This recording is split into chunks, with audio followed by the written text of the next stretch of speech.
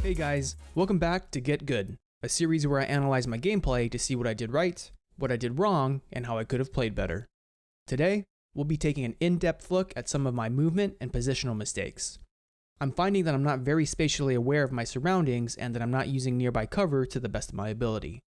We'll be focusing on exactly where I should be standing each step of the way instead of just general positioning.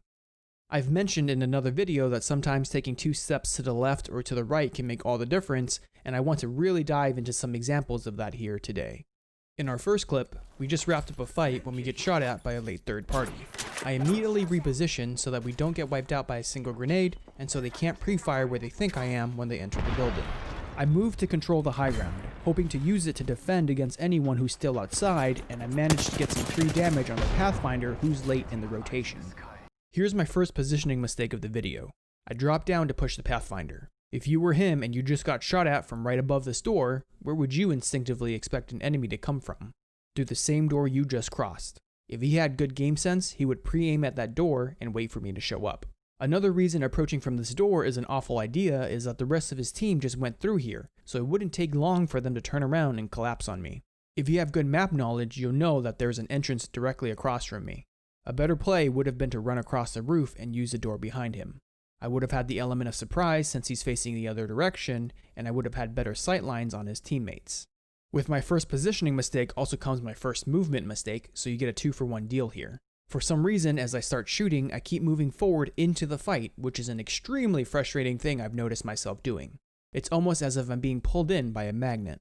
In most cases, I gain no advantage by walking forward. In this case, it's extremely detrimental to me. Right now, if I need to break line of sight, all I have to do is take 2 steps to the left. But as soon as I cross this doorway, I lose the ability to quickly disengage. It also potentially puts me in view of his teammates who are around the corner. I start backing up because I didn't know if this was our crypto ult.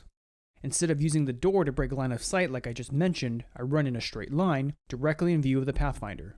Luckily, he didn't laser me down.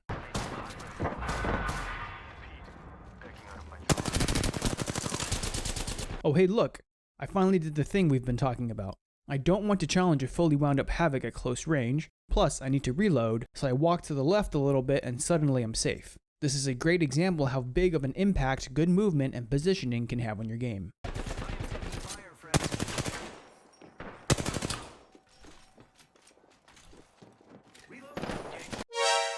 They're all grouped up now and our crypto is about to get knocked, which means I'm the only thing they have left to shoot at and everybody can see me. To fix that, all we have to do is take a couple steps to our right and use this corner to make it so that we only fight one person at a time instead of all 3 at once. Instead, I choose to walk left and forward, once again being drawn into the fight, standing completely in the open. Fortunately for me, they're having a bad aim day.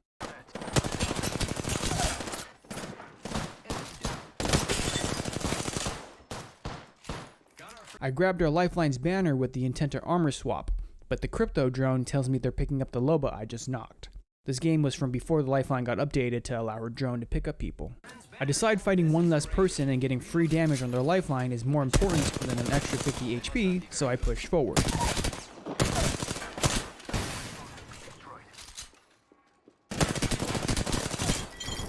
So I end up winning this 1v3, which always feels good, but it wasn't because I played out of my mind, it was because they didn't capitalize on my mistakes.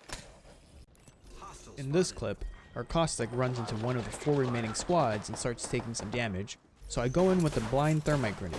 This is either going to zone out the enemy, giving our Caustic a chance to recover, split them up, or prevent them from escaping.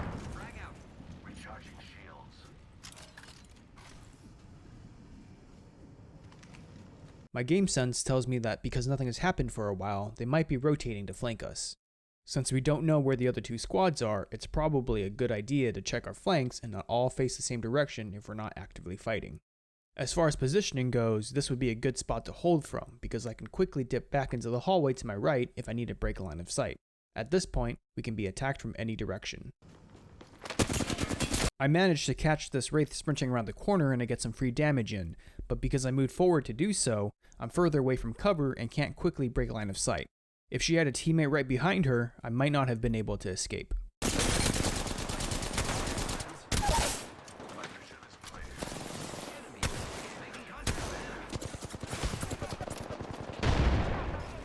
back up to heal, but I don't do it in a good spot. By putting myself in timeout in the corner, I expose myself across two long sight lines to my front and to my right. One of the other squads could be rolling on up for a cheeky third party, and I would have nowhere to run based on where I'm standing. What I should have done was stand up against these double doors and body block them. That way if someone flanks me, I can put myself on the other side of the doors to buy some time. Standing up against the doors also allows me to peek through the transparent sections to get information so I know how to proceed when I push out. Right now, I'm blind to what's happening outside when I don't have to be. Reloading.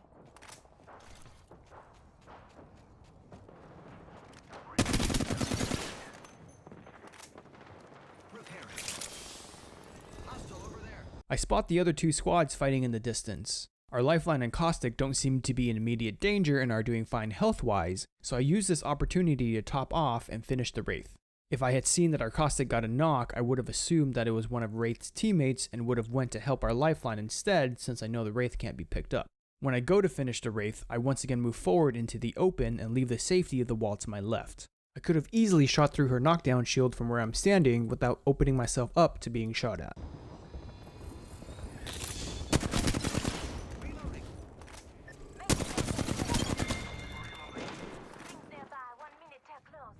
We killed the last member. Good work, team. Repairing. Hostile spotted.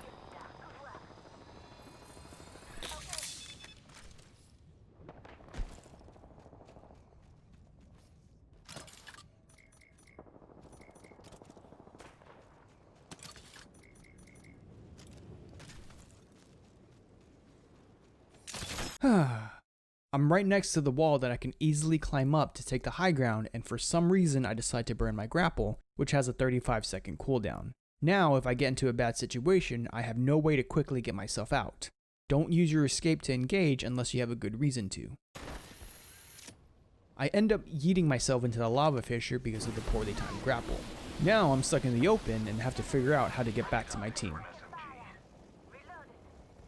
Contact with hostile. Recharging shields. Ready to fly on a zip line. I am. Our Lifeline starts getting engaged on, so I move up to help. Notice how I position myself on the high ground so that the other squad can't take easy shots at me from the bridge. Hostile close. Reloading.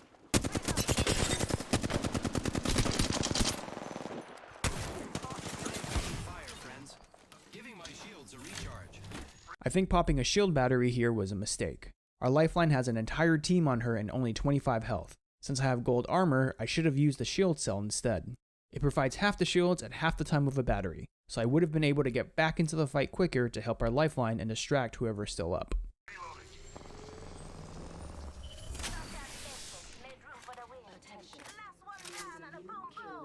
Only one other squad Pop left, quiz friend. time. We started off this clip with 4 squads and 12 people alive. How many people are still up in the last squad right now?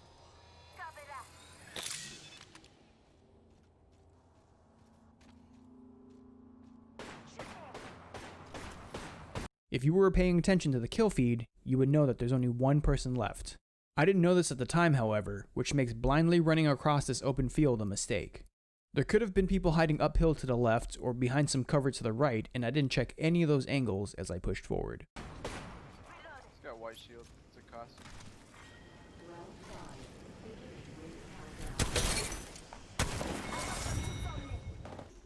Here, I spot a squad who I just heard finished fighting, so I move in aggressively to catch them while they're looting. However, I'm a little too aggressive. I have no idea what's on the other side of these doors, but I still jump in front of them like a stripper popping out of a cake. Surprise! If I approached just a little bit slower and cleared my angles, I wouldn't be exposed to both the Wraith and Gibraltar at the same time. I lose 99 health before the Gibraltar starts firing at me. This is damage they got to do for free because I went too far forward. Imagine I didn't take that extra damage. I'd be able to help our Pathfinder instead of having to heal right now.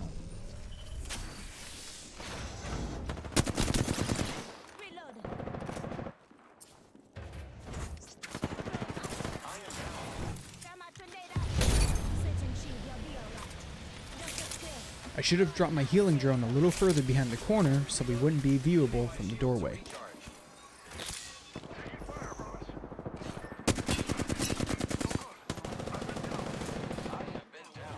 Here, I should have told our Gibraltar to stop self-reviving so I can pick him up with my drone. Not only does this pick him up faster while protecting him, it gives me cover to play around too.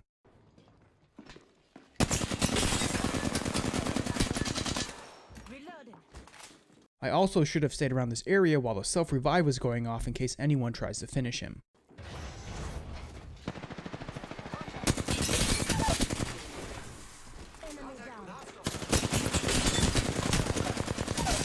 When I was fighting the Bloodhound, I could hear the Gibraltar being revived, so he's very likely full HP by now. I, on the other hand, only have about 35 health, need to reload, and am positioned with very little cover. So while I can go pick up our Pathfinder right now and use the healing drone's barrier for temporary cover, I think it would be better for me to completely break line of sight and let our Pathfinder come outside where I can pick him up safely while I heal. Especially since our Wraith is probably screaming into their comms that I'm one hit. Another enemy down. It turns out that I don't have any shield heals, so for some reason I will never understand, I decide to cancel my syringe and walk into the open to pick up our Pathfinder instead of letting him come to me with his knockdown shield up for safety. At this point, another option I had would have been for me to close the doors and check this death box for a quick armor swap.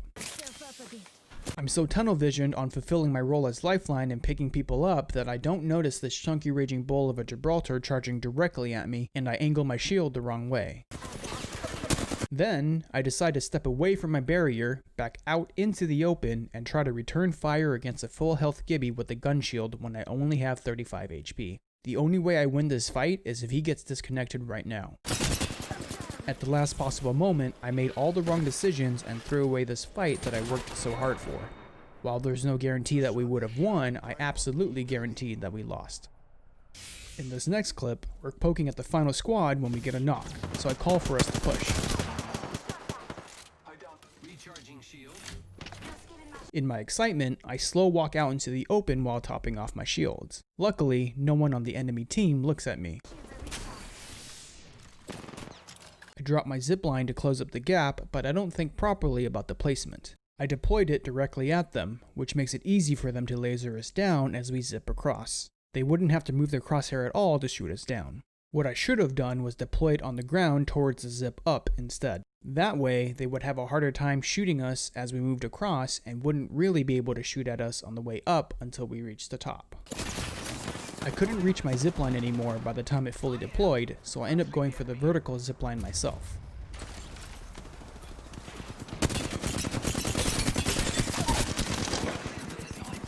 Once again, you're going to watch me walk forward and give up this perfectly good piece of cover for no reason to fight this mirage. Is it going to matter in this particular instance? No, not really. Is it still a bad habit that I need to break because it's cost me in other games? Absolutely.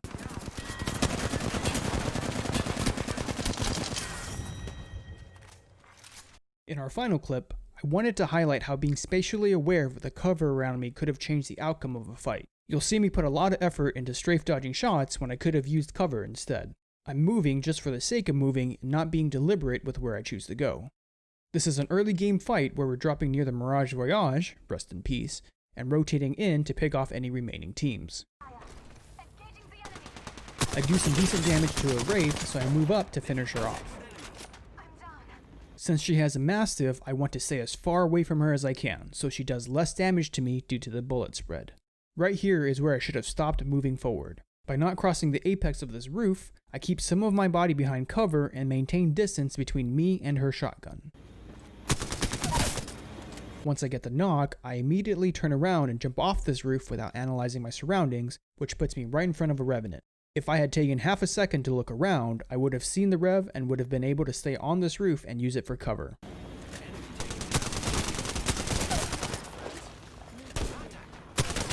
Last comes their Octane, who's also wielding a Mastiff.